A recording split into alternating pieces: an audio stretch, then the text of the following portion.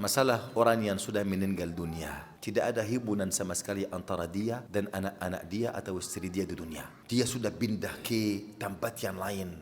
Hubungan anak atau istri tidak ada sekarang, kecuali kebaikan yang datang dari keluarga dia di dunia sebagai sedekah jariah atau doa kebaikan, ini datang kepada beliau. Tapi beliau mengingat mereka, beliau di alam lain. Kita tidak bisa bayangkan alam ini. Dan ini secara gaib, tidak boleh kita bicara sama sekali tentang alam gaib ini kecuali dengan dalil yang terang dari Allah dan Rasulnya SAW. Tidak boleh kita berkata, oh ruh, apakah ruh ini berputar-putar antara kuburnya dan darmannya? Tidak ada sama sekali ini. Nabi SAW sudah menjelaskan tentang ruh seorang muslim ketika dicabut saat sakaratul maut sampai hari kiamat apa yang terjadi. Hadis riwayat Al-Imam Ahmad dari Al-Bara ibn Azib radhiyallahu anhu. Nabi SAW bersabda, ketika malaikatul maut mencabut ruh seorang muslim, kemudian ada malaikat yang berkumpul sekitarnya. Mereka membawa sebuah kafan dari surga dan menyawani dari surga. Ketika malaikatul maut mencabut ruh orang mukmin, lalu malaikat-malaikat yang sekitar malaikat maut menambil ruh seorang mukmin ini dan memasukkannya ke dalam kafan yang dari surga dan keluar darinya menyawani yang paling terbaik di permukaan bumi di saat itu. Maka mereka naik ke langit membawa ruh si fulan ini. Lalu mereka sampai ke langit yang pertama.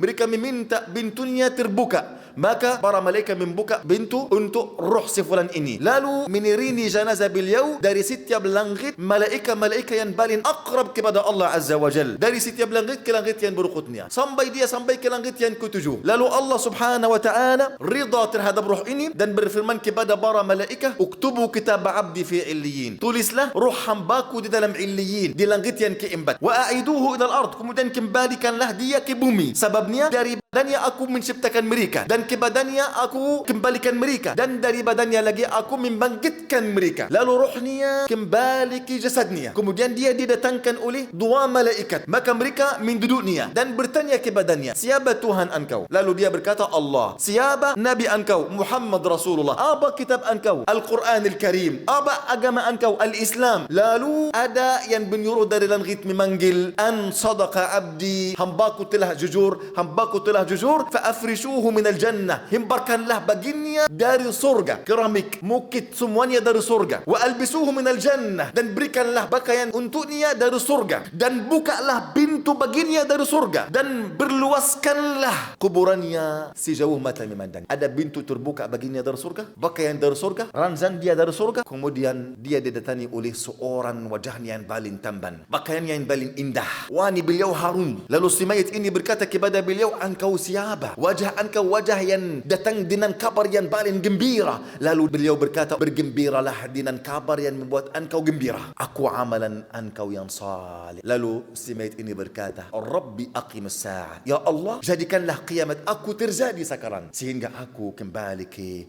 kerajaan aku, harta dan keluarga aku. Ini seorang mukmin. Sebaliknya, ini yang terjadi. Tidak ada ruh keluar atau dia ingat anaknya, tidak ada sama sekali. Lalu dia tidur sampai hari kiamat seperti 1 jam atau 2 jam. Sebaliknya, Nabi bersabda, dan ketika orang zalim, orang kafir, orang fasik didatangi oleh para malaikat yang wajah mereka hitam, sejumlah mereka sejauh mata memandang, mereka berduduk sekitarnya, mereka membawa sebuah kafan dari neraka. Lalu datang malaikat maut, duduk di sisi kepalanya dan memanggil, wahai jiwa yang buruk, keluarilah, olehmu kemurkaan Allah dan kemarahannya. Lalu roh ini dicabik di dalam jasadnya, kapur, tidak mau keluar. Lalu dia mencabut ruhnya wal'iyadzubillah seperti kait besi yang masuk ke dalam kain yang basah, kemudian dicabut 1 kali. Lalu azab yang dia rasa lebih tajam daripada pukulan oleh 1000 pedang di jasad beliau. Kemudian ketika malaikat maut mencabut ruhnya,